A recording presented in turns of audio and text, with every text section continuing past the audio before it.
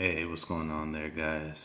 All right, so basically on you know this pool here was where I think I was in. No, it was after.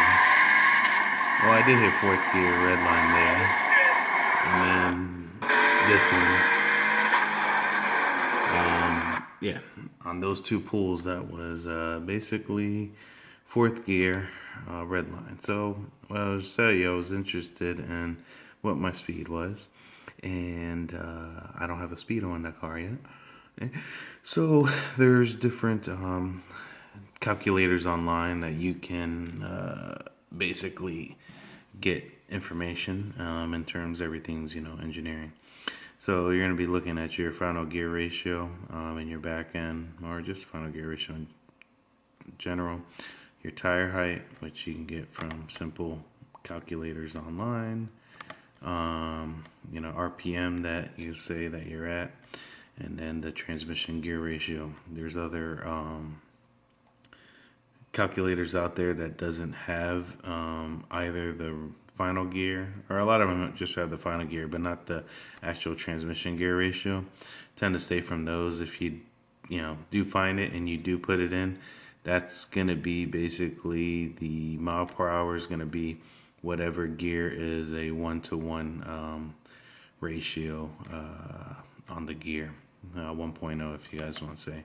So go to your faithful FSM, and on this one I have, from the 6 gear sets, I did my pull in fourth gear, which was a 1.271. So 3.692 is the Q45 diff that I have with the tire height of my 275 4017s. The RPM, that's my red line, and my transmission, the training fourth gear is 1.271. You calculate that. So on those pulls, I topped at 110. Well, roughly around. It's not going to be exactly 110 and 84, but let's just say between 108 to 110. And then another thing is, I was talking with Aaron about doing the red line, carrying it up, and so say if I go to 7,000, if I do that, I'm only gonna increase 4 miles an hour. Now that'll be good for let's say racing. If at 6,800 I was like what do you call it, coming up before trapping in the quarter, and I'm like bouncing off the rev limiter. I could carry up the revs and not have to, force myself to shift early. But for being, it's just a street car, I don't want to put that extra stress on the motor. So I think I'm going to keep it at 68 for now. And that's that. So now my fifth gear is my 1-to-1 ratio. And when I top off fifth gear, that's going to be 140. So I already know on the top of my head that I'm not going to be switching to 6th gear. It doesn't make sense on the street. But the other thing now is I do have that automatic, 350Z rear end, and those are really like 3.3s. They're 3.3 something. But let's say if I were to do 5th gear with a 3.3, that'll get me up to 157. Like I said, I probably won't even do that. But let's say 4th gear, that's going to be 1,271. 4th gear should take me up to 124. If I were to drop in the 3.3, go with the lower gear set. It's doable. The only thing, I'm going to lose some acceleration, but it's a little bit of a toss-up because this motor makes so much torque. First gear is useless. Second gear is, useless. I haven't hit it in third, but I'm looking to get some 315, 35, 17s on the car and just get some more tire on there, and see if, I can basically get some traction. But anyhow, this is the way you can get a rough idea of the speed that your car is capable of doing once you get this cruiser information. So besides that, that's all I have if I haven't driven the car. She's been just chilling in the garage. Matter of fact, like, it feels kind of good, coming in and when you come to the garage, except for those damn clothes, and then you're like, oh yeah, she's sitting there. I just kind of cut my hair the other day, and I didn't get a chance. I was in a rush. But yeah, she's good. Oh yeah, what did I do?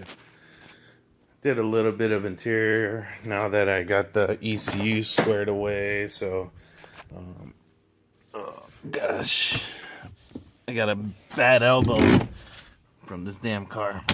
But so I kind of have the squirt, hidden like that. It's so fat that I can't put it on the side panel. Can't put it nowhere. Then since I have the Bluetooth, it's like whatever. So I just made like a little bracket for it to mount upside down and just chill there. That's basically, and it doesn't interfere with the glove box. Originally I wanted to go in here, but I can't do it. So now I can start to work on this interior. I haven't decided on the seats because the seats sit a little bit high, but I need to, let's see if we can do this. Yeah, because I haven't bolted down the backs because I got to do some custom shit there. But, yeah, I'm over here on the mess. So, what I'm going to do is cut out this, flange, or, this is, drill it out, take it off. I might modify it. I want to make it shorter. I want the seats to kind of sit back down more. They're a little high, so that's going to be the way that I can do it. Like in the front, the clears, the hump and everything good. I don't think I really have any issues with the height of that, but a lot of it comes, from the rear. So I'm looking to get rid of or drop that and mount that, in its final spot, and then that'll be good. The other thing that I want to do is I have these guys from the old Z. These are the seat belts from the old Z, and I don't know if you guys know. Well, this one still works. That one, he stopped working, so I have him in the that position, staying all the time, so at least I don't get no tickets. But there was a guy, beer can, and he ended up, putting B13 seat belts in the car, manual seat belts in the car. So I figured I'll do the same thing with those guys, get them, hopefully mount it, get it through here, and get it to work, and then I could just kind of get rid of those, whichever. So, but I mean, for the most part, I think the seats look good in the car. It's just now to give her some love on the inside. Then I went ahead and I ended up changing the hood pins from those other ones that lock.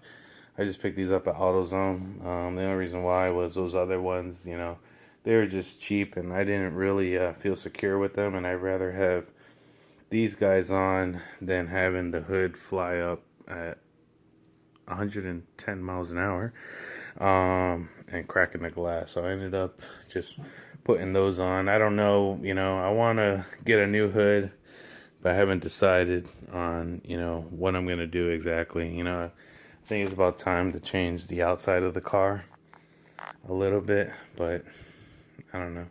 I really want to change up the rims too, but whatever, little by little. This car's going to stay with me. So, but all right, guys. So that's the status right now. I guess the other thing too was the oil feed line that I had on there that I had bought with the kit. It had developed a leak, and so one day I went and I was running and I seen smoke coming out. I was like, whatever. When I popped the hood, I just seen like some oil residue, and I was thing. But anyhow, I got another braided line coming in tomorrow, so that will replace that, and then I shall be good. And I just, I got some odds and ends to well, a lot of odds and ends to tighten up, but it's all a what do you call it? A process. So, all right, guys.